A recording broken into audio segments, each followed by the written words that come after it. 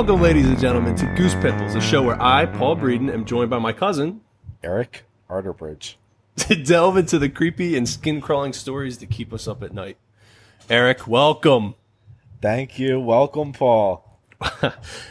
Eric, I'm excited to do this. I feel like we don't get to talk to each other as much as we used to anymore. With you living up in New York, you're in the New York studios.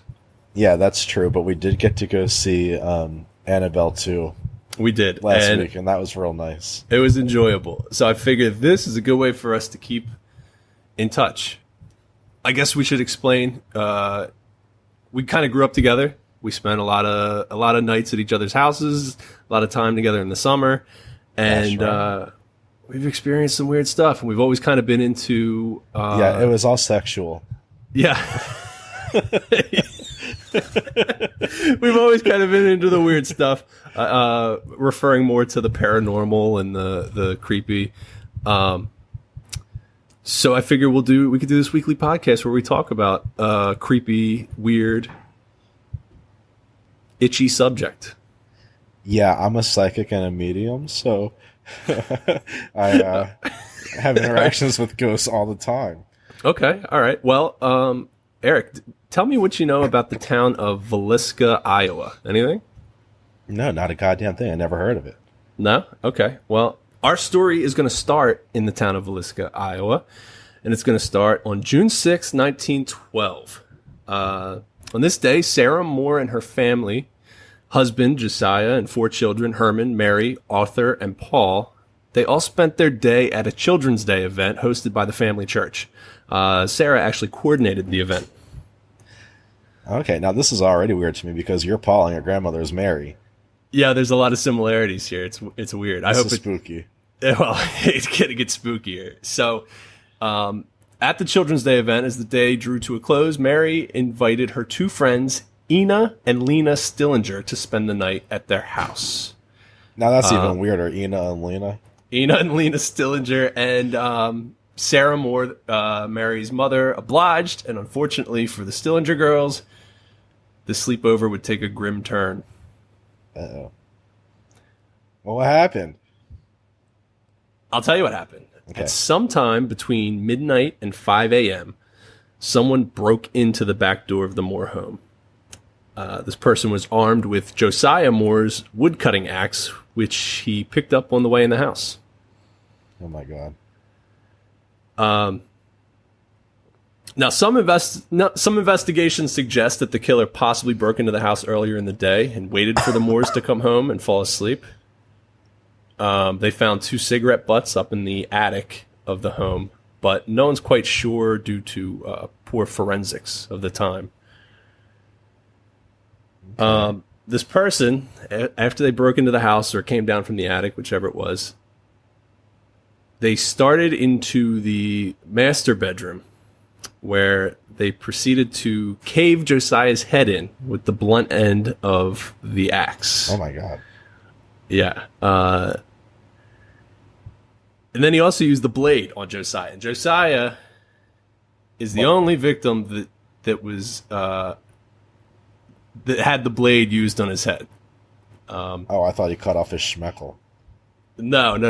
The killer he used the axe, the blunt, and the blade to basically destroy Josiah's face. They said that the head was so mangled that the eyeballs were actually missing. Oh, my God. Yeah. And he wasn't done there, because next he moved on to Sarah, Josiah's wife, who was apparently a heavy sleeper because she didn't wake from the attack on her husband.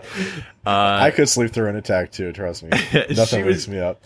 She was found bludgeoned by the flat end of the axe where she slept. There were no defensive wounds, so they were pretty sure that she slept through the first attack. That's pretty crazy, though. It is crazy. So this guy... She must have taken an Ambien before she went to bed that night. Maybe. It's quite possible. But the killer wasn't done, because the killer moved on to the kids' room, where he continued to smash the heads of Herman, Mary, Arthur, and Paul, all in the same manner as the mother and father. You know, I think the mom probably did it all and then killed herself, because you do crazy stuff on Ambien. You do crazy stuff on it. Wait, you think that she smashed her own head in with an axe? Yeah, from the Ambien. because I heard people sleepwalk and eat and do all kinds of stuff when they're on Ambien. My mom does. My mom takes Ambien, and she she wakes up with cookies and crackers and everything else in her bed.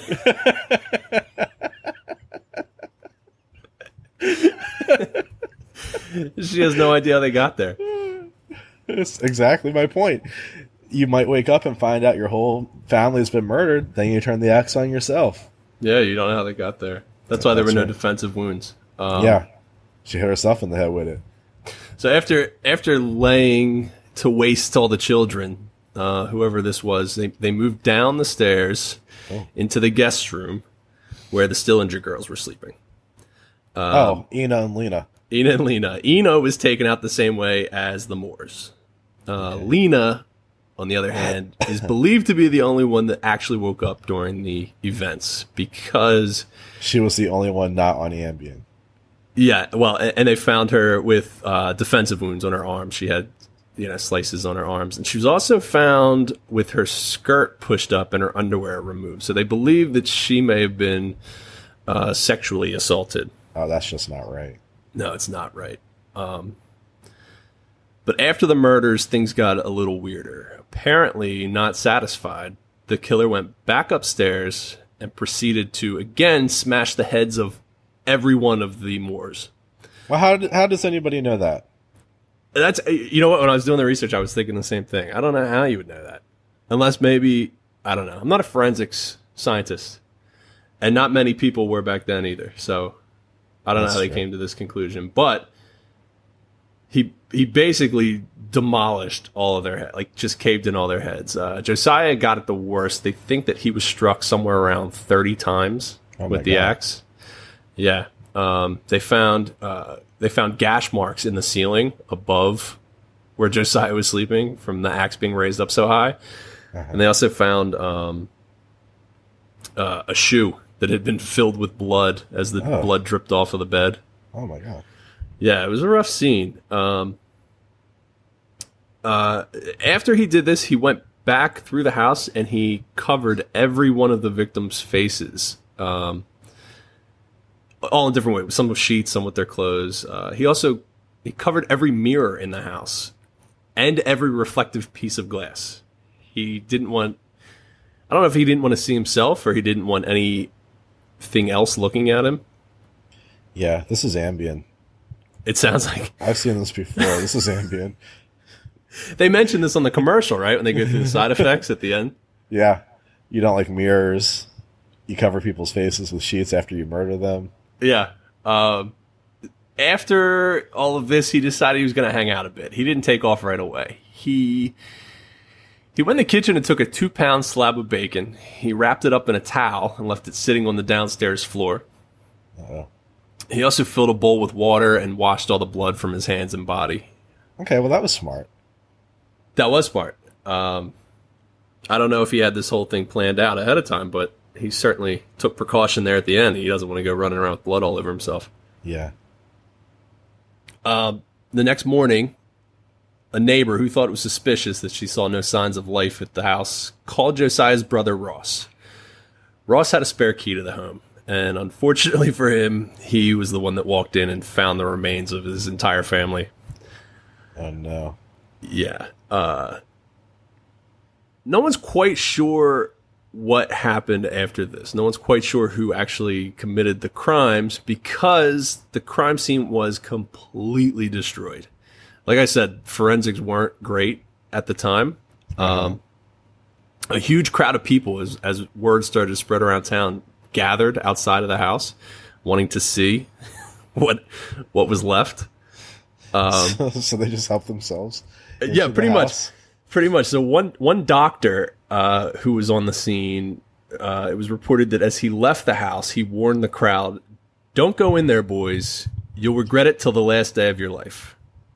Oh, that's ominous. You want to guess what the crowd did after he warned them? Oh, I bet they went in. They went in. They still went in. It's reported that as many as 100 people from the town took a tour of the house to fill their curiosity. There's even one report that a man snuck away with a shard of Joe's skull as a souvenir. That's disgusting. Yeah, it is disgusting. People are sick. I mean, what would you do with that? Make a necklace? Yeah. What are you I think do you could fashion a necklace out of that. There were a few suspects, even though the killer was never found. Huh. One of the prime suspects was the senator from Iowa, Frank F.F. Jones. The reason... Okay, go on. No, what were you going to say? I was going to say that a senator was a suspect? Yes, the senator of the state of Iowa was the prime suspect for a while. And there's pretty good reason why. See, Josiah was a former employee. Josiah was a former employee of Frank. Frank F.F. Jones. I think he went by FF. FF owned a farming equipment company. And Joe was one of his top salespeople. But he left on a pretty bitter note. Right. Well, he left and he started his own farming equipment sales company. Well, that's just the American dream. And when he did it, he stole FF's biggest customer. Oh, who happened to be the John Deere company. It was his top supplier. Uh-oh. There was another issue. Apparently, it was well known around town that Joe had slept with FF's daughter-in-law while working for him. Apparently, Donna Jones, the wife of FF's son, got around town, and it was pretty common knowledge that she did. Oh, he wasn't happy about that. No. So there's a couple of reasons why FF would have not been too pleased with Josiah. Another suspect was Reverend Lynn Kelly, a Presbyterian preacher who was actually at the Children's Day event prior to the murders. You want to know why he became a suspect? He liked little girls? Well, he was a creep. I don't know if he liked little girls, but he was a well-known sexual deviant with a recorded mental health issue. He also, at one point, admitted to the murders. So that didn't help his case either. Oh, yeah, that doesn't help. So, but I'm curious, though, like, in what way was he a sexual deviant, and how did the people of the town know this? I'm not sure, because at the time of the murders... I couldn't find much on why he was considered a sexual deviant, but I do know that after the murders, after all this kind of passed, he put an ad out in the newspaper saying he was looking for a typist to do a photo shoot. and a woman replied, and the letter he sent to her describing what he wanted the photo shoot to entail was pretty vulgar. I think she took it to a court. Wow. And they said that it was too obscene to even repeat what the note said. But who knows what that meant in 1912? I mean, right. I want to see your ankles. So Kelly, he didn't get convicted of the murder. He said that even though he admitted to it, he later recanted his statement and claimed he was being abused by the police and forced to admit guilt. Well, that I do believe. Yeah, I could see that happening. Yeah. Things must not have changed much since then. I don't think so. There were a few other names thrown out as suspects, but nothing solid. More current investigations believe that the murder was actually the act of a serial axe murderer who had made his way across the Midwest at the time. It turns out there were other murders in Colorado, Iowa, and Kansas that all shared eerie similarities with the Villisca killing. In a few of the crimes, the victims' faces were actually covered, along with mirrors and shiny objects, just like the Villisca house. So that's kind of a little too weird of a detail to just be a coincidence, I think. Yeah, it sounds like a serial ambient axe murder. Mm-hmm. Mm-hmm. In the end, though, the Villisca axe murder is still unsolved to this day. No one is quite sure exactly who committed the murders. It's tough to say too, because Villisca is it's a railway town. So there's trains coming in and out of it like all the time. So whoever did this, they could have easily done it, hopped on a train and been gone. Yeah, before anybody was onto them. Yeah, well, that's the best way to do it because then you don't get caught, just like this guy did. Right. The other thing I was curious about is why there were so many axe murders back then. I mean, when's the last time you heard of a recent axe murder? Yeah, I guess I've never heard of one. I do know, though, that my neighbor got murdered with a hammer when I was in high school, or shortly thereafter. Wait, really? Is that for real? Yeah, don't you remember? It was, this kid that my brother went to school with, his older brother murdered his mom with a hammer. Isn't that terrible?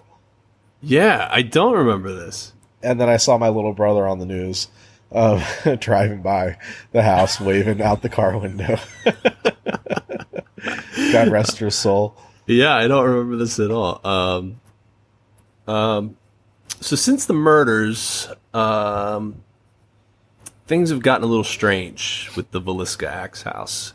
There have been a few tenants of the house, and many of them have reported strange encounters in the home. Some of the former tenants have claimed to wake up in the middle of the night with a shadowy figure of a man holding an axe at the foot of their beds. Oh, that's freaky. Others have reported finding shoes filled with blood throughout the house. Oh, that's bullshit. You don't think so? You're not buying that one? I don't know. You find a shoe full of blood and you don't move out the next day? That's crazy. Yeah, well, maybe they did. I don't know. Well, and that's the other thing is, this happened in 1912. I don't know when these reports of the shoe filled with blood are from. But there wasn't the internet. I mean, people couldn't just look up this stuff and say they saw things that matched the story they saw on the internet. I mean, unless they were going through the local library and finding the directory of the papers from the time. But I don't know. Maybe, who knows? Maybe the shoes filled with blood are more recent reports. Well, either way, it's nasty. It is nasty. Yeah. A lot of the paranormal incidents in the house these days, they revolve around one particular closet. It's the closet in the children's bedroom. It's been known to open and close on its own, and it's even been caught on camera several times doing that. Oh, wow. Yeah. In 1994, Martha Lynn purchased the home, and she restored it to its original 1912 state. She removed all plumbing and all electricity to keep it authentic. What? Yeah, she's really into it. And here's the good news. Okay. For the small price of only $428 a night, you can stay the night at the Villisca Axe House. Oh, wonderful. Yeah. And actually, many ghost hunters do just that. There have been a lot of paranormal investigations at the Villisca Axe House. Okay. Yeah, one investigation. I'm going to send you this picture. This is a picture that was taken by one of the investigators that stayed at the house. You tell me what you think about it. Okay, yeah, that's pretty freaking creepy. Yeah, what do you see in that picture? Well, I see Ina and Lena. Right, that's the belief. People think that this house is haunted by the children. The photo I sent you is a 2005 photo. It was taken by Miller's Paranormal Research. This was taken in the kitchen of the Moore home, and it believes to show 3 of the children, either the Moore children or the Stillingers. Yeah, they're wearing little pink dresses, and they're see-through. Yeah, it's pretty creepy. In 2005, Fox did a report with Prism. Prism is the Paranormal Research and Investigation Studies Midwest. They actually got footage of the closet door that I was talking about earlier closing in the master bedroom. And there is a theory that the ghosts in the home are all the children, and the children quite possibly still don't know they're dead. It's also believed that the reason the closet is so active is because the kids are trying to hide in the closet. That makes sense.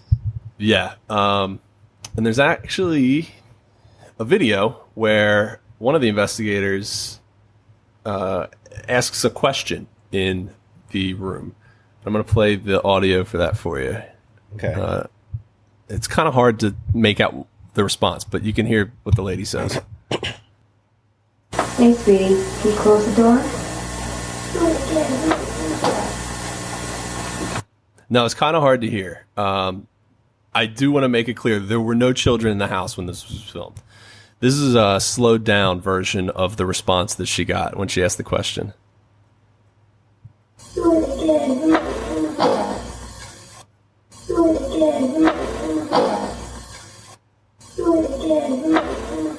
Now, it's still hard to hear. Do it again, something, something. Yes. The investigators believe that the response they got was, "Do it again, Lena. You do it." Oh, my God. Yeah. Pretty Play creepy. It, play it again. Play it again. Okay, I'll play it one more time. You ready? Yeah. Let me...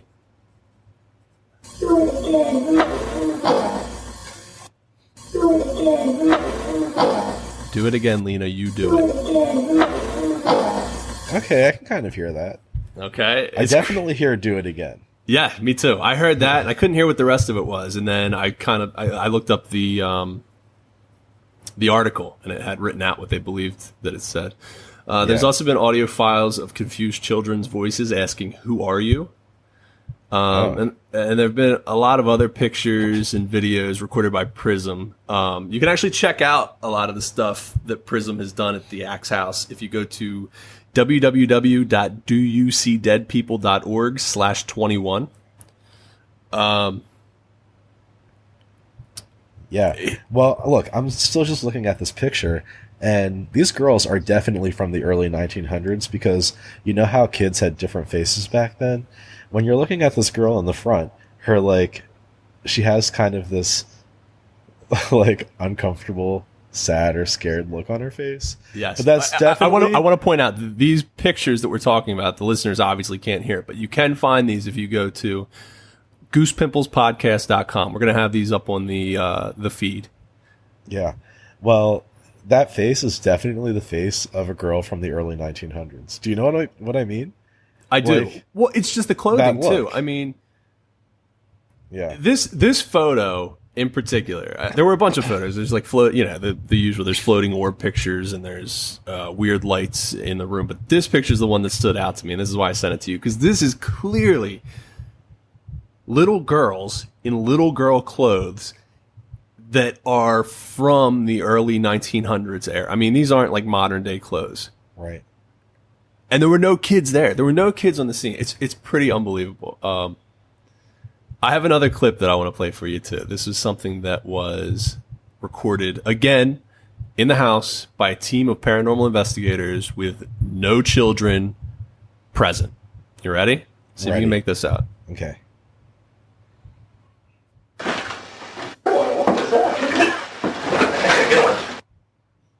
Could you hear that?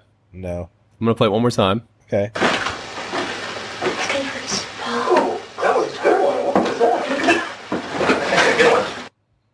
Okay, this is a slowed down version, and I guess they kind of picked out the creepy part of that clip. Listen to this. Okay.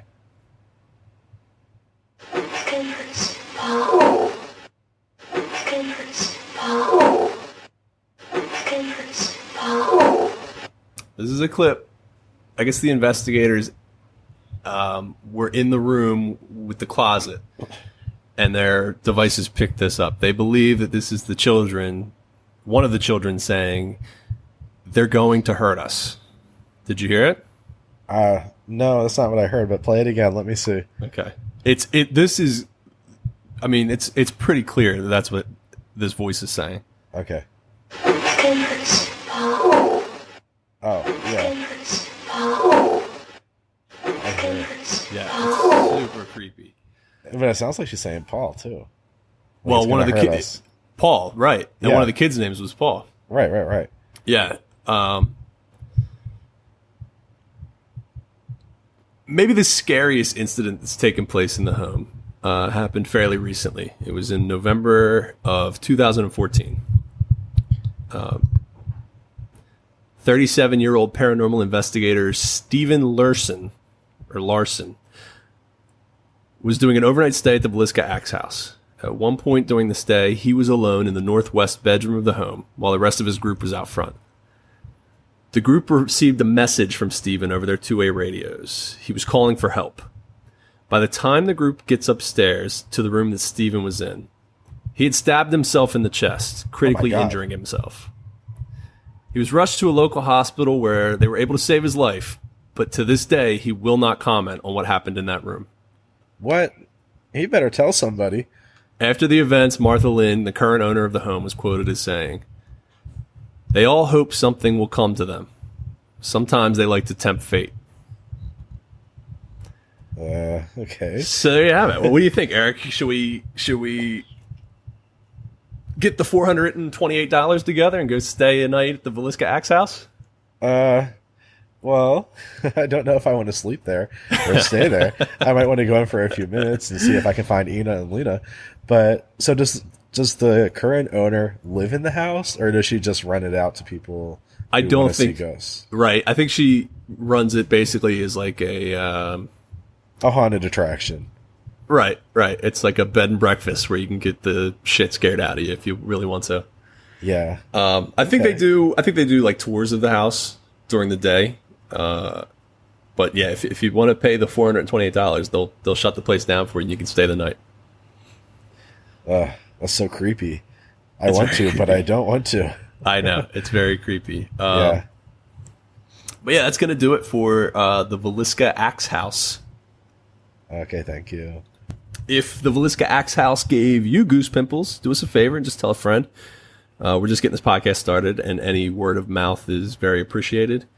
We'd also like to start sharing your stories. So if you have a creepy story you'd like to share on the show, you can send us an email at goosepimplespodcast@gmail.com, or you can share it on Twitter using the hashtag Pimplecast. Oh. Yeah, that's it for me. And that's it for me. Thank you. All right. See you next week.